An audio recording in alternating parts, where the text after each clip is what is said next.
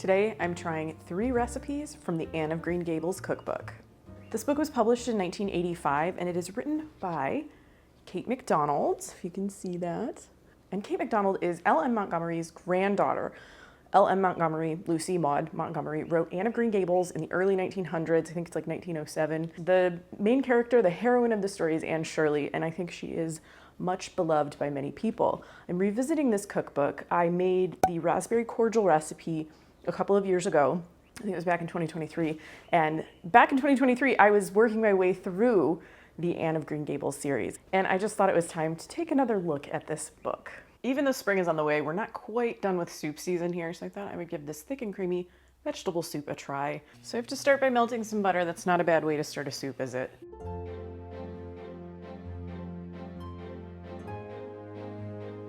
And I am cutting this recipe in half, so this is 1 tablespoon of butter. All right, butter's melted, so now I have a small onion and a stalk of celery. I'm gonna stir that in the butter to coat. And I need to cook this for about 5 to 7 minutes until the onions and celery are soft. Right. It's been 6-7 minutes. So now I need to add a cup of chicken broth. I just used chicken broth from a box, a small carrot and a small potato. I'm going to add those as well. Half a cup of petite diced canned tomatoes. Finally, a 1/4 cup of frozen peas. I guess finally for the vegetables, because we do have some seasonings here. I have half a teaspoon of salt, a pinch of pepper, half a teaspoon of dried basil, and 1 tablespoon of dried parsley. I'm gonna give that all a stir. And I need to bring this to a boil, and then once it's boiling, I just need to turn it down and let it simmer for about 15 minutes. I ended up letting my soup cook for just a few extra minutes, probably like 6-7 extra minutes, because you have to puree this soup. And I didn't think that my vegetables were quite cooked enough, so I wanted to give it some extra time. Also making another change, just a slight one. Instead of pureeing all of the soup, I kind of want there to be some pieces of vegetable in there, you know, as you eat the soup. So I'm only gonna puree maybe like half of it and see where that gets us. I just think, you know, we've got all those veggies in there, I kind of wanna bite into some of them. You know, this is thick and creamy vegetable soup. My soup may not be quite as thick, we'll see. Just gonna get in here, ladle some of this into a blender. I have an immersion blender. I use that a lot for soups as well. I just thought since I'm only like doing part of this, it might be best to kind of like do it in this kind of blender. So I don't know what, like maybe half, get some of the liquid. Let's see. Okay, yeah, probably get a little smoother. I think what I'm gonna do is try to get just a little bit more of the broth itself in here. Maybe able to just kind of pour some of that. Yeah, I think that's probably a good idea. Okay, we'll go 1 more blend. And then I gotta get back to the stove. Yeah, I think that liquid loosened things up a little bit. Oh yes, yeah, that's much smoother. Yeah, I mean, if I did all of the soup, it would be probably more like this. But like I said, for some reason, I just want some of the vegetables in there. That's just what I want. Well, I'm gonna scrape the rest of this back in, then we have to head back to the stove to add 1 more ingredient. And that final ingredient, it's 1½ cups of whole milk. It just says milk, but I'm using whole milk. I like to do that when I'm making soups. Put a little bit of heat under there. And stir to combine, and I just need to let this heat through. It doesn't need to boil, just kind of bring it to a bare simmer. Got my bowl of soup. It smells nice. It's definitely thinner. It's not thick and creamy, it's thinner, but that's by my choice. Here, I'll even kind of like show you. Because I opted to keep some of the vegetables whole. I just wanted to try it that way. I wanted some texture in there. I guess it's time to give it a taste. Okay. Yeah, it's interesting with the tomatoes. Like, it's kind of like a potato soup with tomatoes. It's really nice. It's a very nice little vegetable soup. I may try it fully pureed sometime just to see if there's much of a difference. But taste-wise, I think it's really good. It's well seasoned with the basil, the salt and pepper. You garnish it with green onions. That's what I had on top here. So that adds a little something extra as well. You could probably also go, you know, half and half or heavy cream to thicken it up too. But as it is, I think it's a nice little soup. It's kind of like, yeah, it's still cool outside. We're heading into spring and, you know, these are some nice nice flavors heading into that season. I'm trying out this recipe for creamy butterscotch pudding. I have made pudding from scratch before, but it's been a while, so I'm excited to try this and see if I can do it again. And then the quote at the top of this page is, "I wish people could live on pudding." Why can't they, Marilla? I want to know. I love that they include the quotes to go along with the recipes. Combine the brown sugar, cornstarch, and salt in the medium saucepan. I'm cutting the recipe in half and making a smaller amount of pudding. I have half a cup of brown sugar here. Oh, I measured this earlier and I'm thinking, did it solidify too much? No, it's still good. Okay, good. I was a little worried. You know, things dry out sometimes. Half a cup of brown sugar, a tablespoon of cornstarch. Come on, cornstarch. It just like, I hate working with cornstarch sometimes. It's the powder that acts like a liquid, I guess. It's just 1/8 of a teaspoon of salt there. And it says to combine with a wooden spoon. I mean, I already used this spatula, so we're gonna combine with this pink spatula. Okay, I'm just kind of making sure I don't see any like loose cornstarch in there. It's all kind of together. With the wooden spoon, gradually stir in milk. Okay. There's no heat, by the way. I haven't even turned the heat on yet because you don't do it yet. So I have a cup of whole milk.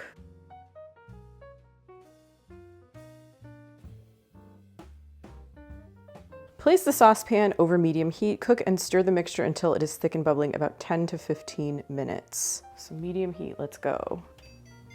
Well, I gotta let this cook for a while, so I'll check in halfway through and let you see what it's looking like. Okay, we're halfway in. You can see like this has changed. I think I'm gonna switch to a whisk because I feel like some things are kind of, you know, they might need breaking up. But it's thickened, it's pretty bubbly. I did end up lowering the heat slightly because it was like, kind of like, you can see it was bubbling up to here. So the initial 10 minutes of cooking time is up, and then it says to cook for an additional 2 minutes. So that is what we're up to now. Okay, I was gonna try to do this step at the stove because I do have to go back there after I do this. It was just kind of like a hard thing to set up. So I'm gonna do it here and then we'll move. I've got my mixture of milk, sugar, etc. And then in this bowl, I have 1 egg yolk that I've broken up with a fork. And we need to temper it. I'm gonna kind of like dip out some of this hot mixture, about half a cup.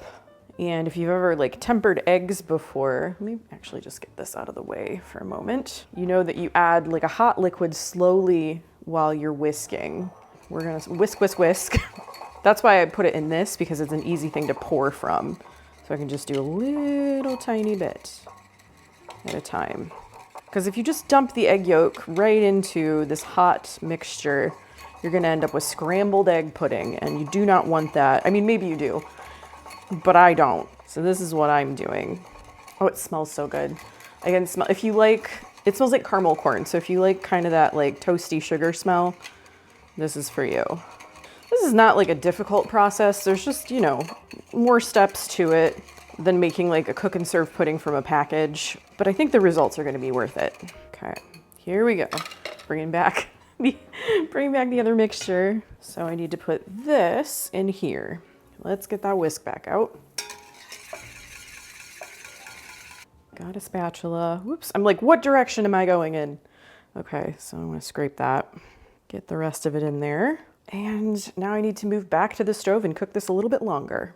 Okay, so this is gonna be another stir constantly situation. So I'm bringing the heat back, cooking it over medium. Put the timer on for 2 minutes. And I'm gonna cook this on the stove for 2 more minutes before we add the final 2 ingredients.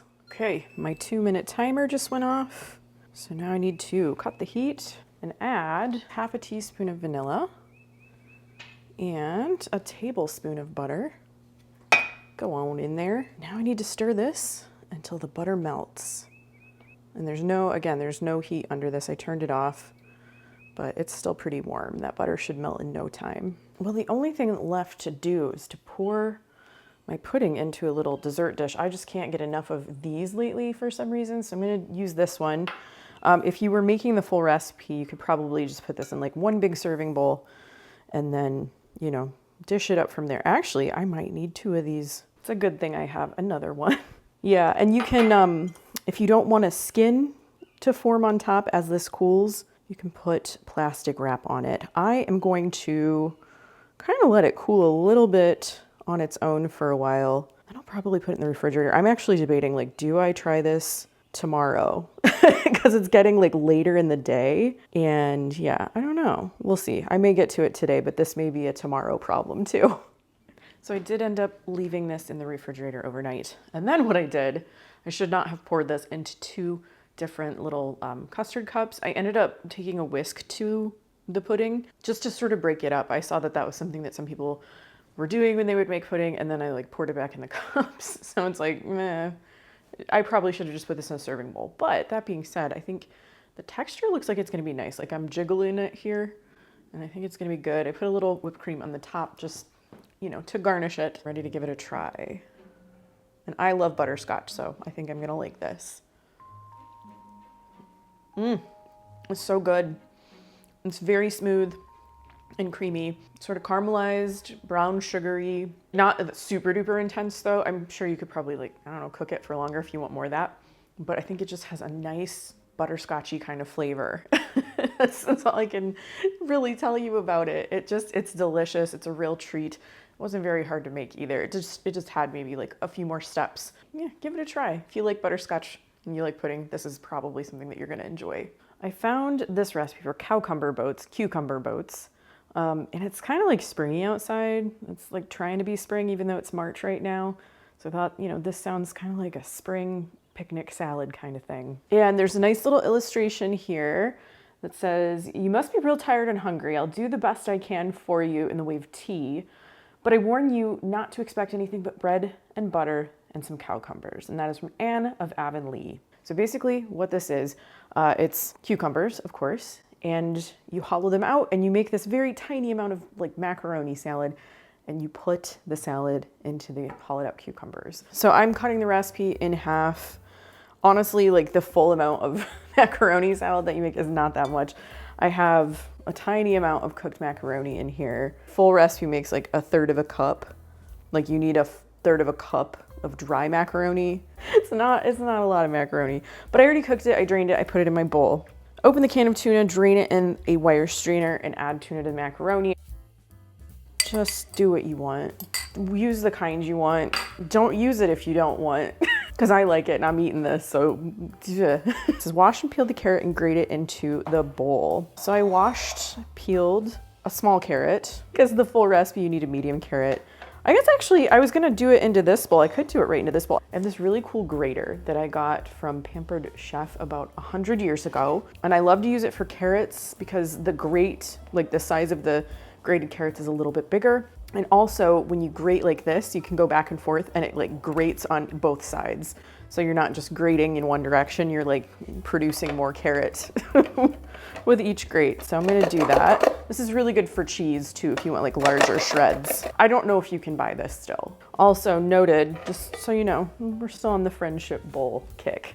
I love friendship as a pattern, and I love friendship in general. Confession time, this is supposed to have celery in it. I'm skipping the celery. I feel like I've been really brave with celery lately. Also, I'm making another recipe that has celery in it, but it's like a cooked vegetable soup. So I'm skipping the raw celery, whatever. Measure the mayonnaise, lemon juice, salt, and pepper, and add to the bowl. It was like a third of a cup of mayonnaise that you were supposed to use. What I did for this is I took a third of a cup, like a measuring cup, and I filled it half full. And then I've got my lemon juice, just a tablespoon. This was like half of a small lemon. I've got a 1/4 teaspoon of salt and a pinch of pepper. And I'm just gonna mix this all up. Make a little salad, like a little cold macaroni salad. I kind of like the addition of the carrot. I forgot it was in there, but I think it's gonna add some much needed color to this. I've made a few macaroni salads on this channel, which is really funny because that's not, like macaroni salad is not usually something that I go for, like just randomly. Like I don't go to a deli and buy it usually, or I don't really make it for myself unless I'm making it for a video. And I probably have at least 3 macaroni salad recipes on here, which is so funny to me. But I'm really starting to like it. I'm finding like different ones that I do enjoy and like will make again for myself, or have made again for myself. Well, this is nicely mixed. It made actually, like with bulking up with like the carrot and the tuna, it did make more than I even expected. I'm gonna chill this while I prepare my cucumber. So what I really wanted to do for this video is get those tiny little like pickling cucumbers. And unfortunately, while I was shopping, the store either didn't carry them, like the store I was at,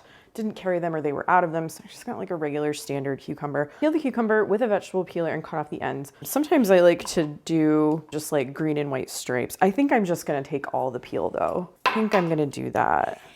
Yeah, it's still looking green enough that I don't think it's gonna be, I was just like color-wise, I just wanted it to look nice. And then I have to cut it lengthwise. And now we have boats. We have two halves, two lengthwise halves, and I need to dig those seeds out. I have my favorite sharp spoon that I like to do this with. If you have a grapefruit spoon, you can do it with that too, but I like to use this because it's what I have. I'm gonna make a place to put the macaroni salad. I think this is gonna be good. I just thought it would be so cute in those small cucumbers and like really easy to just like pick up and eat too. Maybe I'll try it like that sometime. I love the smell of a fresh cucumber. Usually when it's warm out, like in the spring and summer, I'll start buying cucumbers every week, like an English cucumber usually or whatever's on sale, and I'll make refrigerator pickles out of them. And that's just a nice thing to keep in the refrigerator all the time as a snack or a side dish. I've often taken those to like barbecues and cookouts and things too, and they're well received. I didn't get a plate for this, one moment. This is a very springy dish, so I felt the need to have a spring blossom plate. Kept this in the refrigerator for a little bit. Yeah, it looks nice with the carrot, I gotta say. I do like that. And I suppose you could fill a cucumber boat with whatever salad you wanted. I was just thinking through, like, I've made some coleslaws on here too, like some colorful coleslaws that might look really good in here. Yay, okay. Woo. Yes, this is exactly why I wanted to do this on the cutting board instead of the plate I'm going to use in my thumbnail. And I still have macaroni left. This is supposed to be enough for like 1.5 like large cucumbers. I'll just eat the rest of the macaroni salad on its own, but that's what we have. And now it's time to give it a try. Not exactly sure how I'm supposed to eat these. I think if I were being like polite and ladylike and having it this for tea or whatever, maybe knife and fork, but I'm gonna pick it up. I'm just gonna pick it up. That's what makes the most sense to me. What end? We'll start here. That's very nice. That is very nice. Things I like about it, I was afraid that the cucumber was gonna be bland because I was like, maybe I need to salt and pepper this. Don't need it because it's in the salad. All the flavor is really in the salad. And I like this one because the lemon is in there. You know, the mayonnaise and the lemon, it does combine to make a very good flavor with the tuna. I like the macaroni in here and I like the orange carrots. I think it just kind of like makes it look nice. The Anne of Green Gables cookbook was published in 1985, written by Kate McDonald. There's actually another version of this cookbook that I think was published in 2017, also by Kate McDonald, but it's been updated a little bit. They've added some additional recipes, and they also have photographs of the food in the book instead of just illustrations. This one feels like it's maybe geared a little more toward kids than the other one. The other one's maybe a little bit more mature, maybe just for slightly more experienced cooks. Carrie from Cookbook Divas actually did a flip through of that one, so I'll include a link to that video in the description down below. She did a flip through of this one too, so I'll just include them both. But anyway, Anne of Green Gables. I think that particular character, that particular book series is just very popular. It's very much loved by a lot of people, myself included. Back in 2023, I decided to make it part of my reading goal to read all of the Anne of Green Gables books. There's 8 books in the series. And I read all of them and I really enjoyed them. I think people are most familiar with the first 2, Anne of Green Gables and Anne of Avonlea, but there's more. The whole series follows Anne throughout her entire life. So if you love Anne Shirley, be sure to check out some of those other books. And reading the Anne of Green Gables series led me to seek out other books that were by LM Montgomery. I didn't realize that she wrote so many other books. There's another short series. I just call them the Emily books. I think it's like Emily of New Moon is the first one, but I read all of those. Delightful. And then I also discovered The Blue Castle, which has become like maybe one of my favorite books of all time. And you should definitely read that one. I love that book so much. There's other ones I haven't read. There's a lot of them that are actually like not even in print anymore. I think Anne is maybe her most popular character though. So Anne of Green Gables takes place on Prince Edward Island in Canada, and I would very much love to visit. I think people maybe see themselves in Anne Shirley a little bit, or, you know, maybe they want to have some of the characteristics that she has. The story focuses a lot on things like friendship, you know, friendship, love, and concern for others. She talks about her bosom friends and kindred spirits, finding those people you share something special with, I guess. There's also a lot about imagination. Anne is a very imaginative person. She's a very romantic person. The first two books cover, you know, her life from when she's about, I think, 11 years old, all the way up through her late teens. And of course, she's making mistakes along the way. She's taking those mishaps, those mistakes in her life, and she is learning from them. I'm almost positive most of you have heard of Anne of Green Gables. I definitely recommend that you read the books, but there's also several TV series, movies, miniseries, that kind of thing. My personal favorite, and I said this in my last Anne of Green Gables video, my personal favorite is the one from the 1980s with Megan Follows. That is my Anne of Green Gables, but I do enjoy some of the other ones as well. So let's take a look at some of the other recipes and the illustrations in this book. So the cover is right there. On the back, you can see there's a little sketch of Green Gables. The house is called Green Gables. The town is called Avonlea. We do have some nice black and white sketches. This is the one that goes along with the Cowcumber Boats that I made. The setting for the story sounds beautiful. I mean, of course, you have to use your imagination a little bit, but, you know, just the way that she describes it, describes her home, describes her town, like, it just sounds really wonderful. So there she is in the kitchen. Anne learns to cook in this book, so this is very appropriate, I think. Oh, this is the recipe that I made for my last Anne of Green Gables video, the raspberry cordial. That is a very iconic thing. You know, you will know, the book was written so long ago, so I'm not going to give too much away, but a lot of people know what happens with the raspberry cordial. I loved this illustration too. She's going on a picnic with her pals. I love this particular sketch of Marilla. So Marilla and Matthew, characters in the book, they are siblings, and they actually adopt Anne when she's like about 11 or 12 years old. That's not really a spoiler, like that's the very beginning of the book. So I don't think I gave anything away there. But this is like, I mean, this is Marilla. This is perfect. That is exactly what she looks like in my mind. I wish there was a photo of Josie Pye. Josie Pye is the Nellie Olson of Anne of Green Gables. I hope I'm not like cross-referencing too many things, but I think if you know anything about Little House on the Prairie, I think you understand what I mean. Don't be a Josie Pye. The world doesn't need any more Josie Pyes right now. So this is a very charming little book. I think some of the recipes are more identifiable than others. I said the raspberry cordial. Anne's liniment cake is in here. That's also a very memorable dish from the story.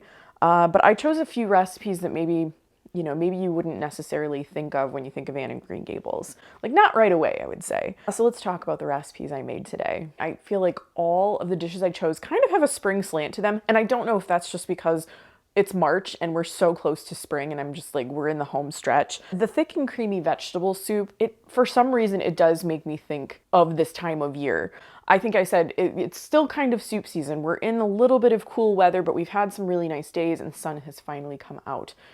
So this has a lot of nice, like, bright spring flavors to it, but it still has that like hearty warmth as well. So the soup itself, I thought it was very tasty the first day I tried it on camera, but I waited until the next day to have the rest for lunch. I think a lot of soups are better the next day, this one included. Now, I chose not to puree the whole thing. I wanted a little bit more texture to my soup. It would have been a little bit thicker if I'd chosen to puree the whole thing as per the recipe.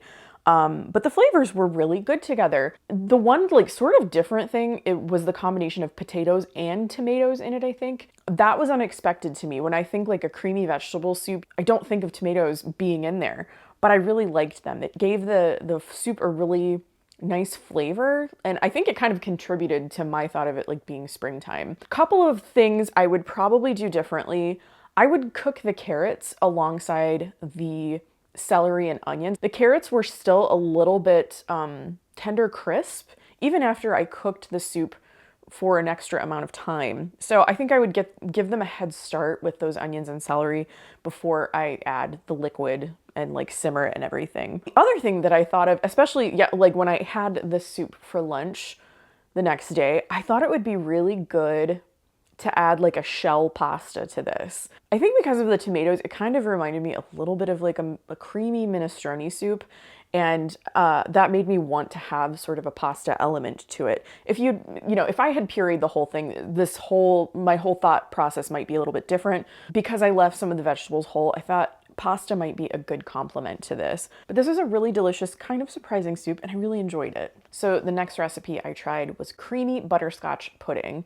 What a treat this was. I did let it stay in the refrigerator overnight. It says to chill it for at least an hour. It wasn't quite as set as I wanted it to be after just 1 hour. So I was like, you know what? We're just gonna leave it in the refrigerator and let it kind of stay there, and it was perfect. You might want to allow a little bit of extra time for it to cool and set up, maybe more than 1 hour. It doesn't have to be overnight like I did. This was an easy recipe, but it did have a lot of steps to it that you definitely want to pay attention to.